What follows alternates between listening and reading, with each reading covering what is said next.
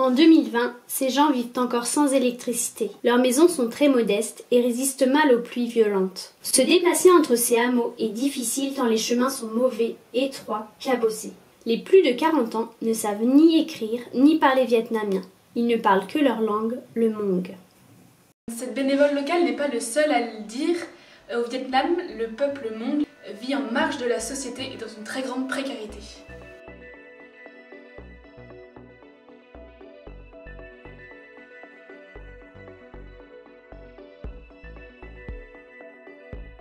Le peuple Hmong est une minorité ethnique originaire d'Asie du Sud-Est. Au Vietnam, c'est la 6e minorité sur 54 et elle représente environ 1 million d'habitants. Cette minorité ethnique a été l'allié des États-Unis, des Français lors des guerres d'Indochine. Et ils ont su garder cette réputation de peuple guerrier, de montagnard, voilà, avides de garder leur propre liberté, de regarder leurs propres coutumes, leurs propres traditions. Mais malgré tout ça, ils subissent encore des persécutions de la part des autorités vietnamiennes et laotiennes.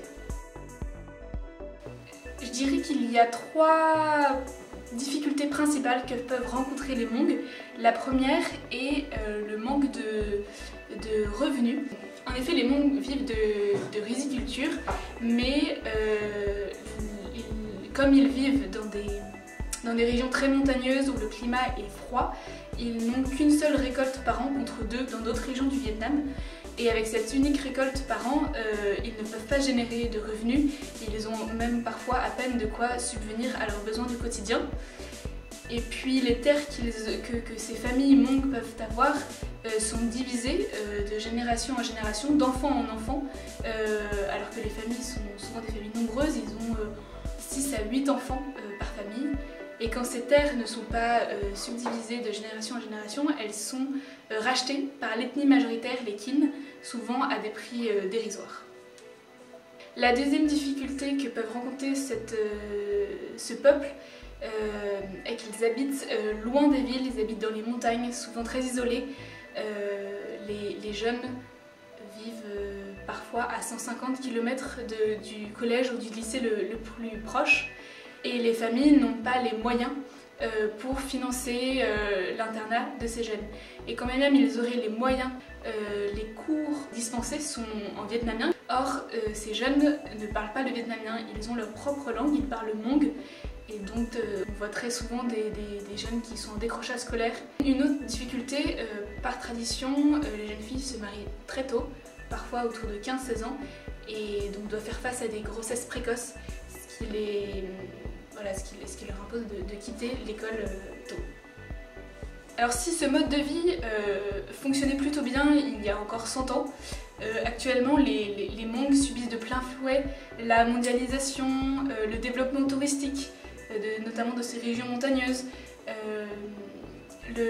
l'arrivée de nouveaux besoins, et tout cela bouscule leur tradition, leur culture.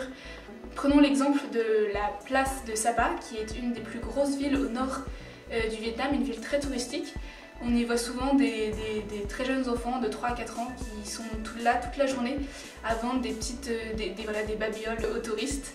Et puis quelques années plus tard, quand ils ont 8-10 ans, on les voit également en tant que guides dans les montagnes, ou alors à garder leurs petits frères et sœurs pendant que les parents travaillent au champ ou sont également eux guides pour les touristes.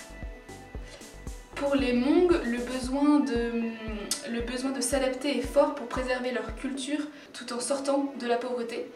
Et l'école, l'éducation est une solution. Elle leur permettra notamment de maîtriser la langue de leur pays, de bénéficier de formations pour pouvoir ensuite avoir un métier et ne plus seulement être des riziculteurs de génération en génération. Pour répondre à ce besoin, Enfants du Mékong a décidé de soutenir des foyers. Ces foyers sont situés à proximité des collèges et des lycées. Ce sont des petits internats gratuits. Donc les jeunes vont à l'école toute la journée, au collège le plus proche, qui souvent est à 1 ou 2 km, donc ils peuvent y aller à pied ou à vélo. Et en parallèle, ils reçoivent des cours de vietnamien qui leur permettent donc de mieux suivre les cours à l'école.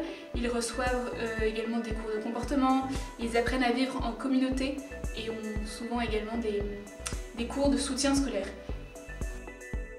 Ces foyers ont donc un coût de fonctionnement qu'Enfants du Mékong prend en charge partiellement pour permettre aux familles les plus pauvres d'y avoir accès gratuitement.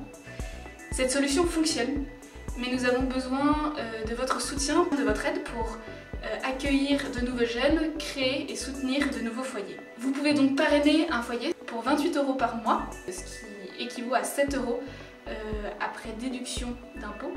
Ce parrainage permettra de participer aux frais de fonctionnement du foyer, aux frais donc, de nourriture, aux frais de scolarité également des jeunes, et également de payer donc, les frais de vie du centre.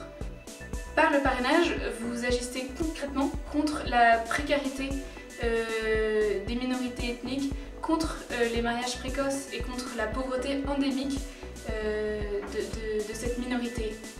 Actuellement, on recherche encore 16 parrainages, donc on compte sur vous.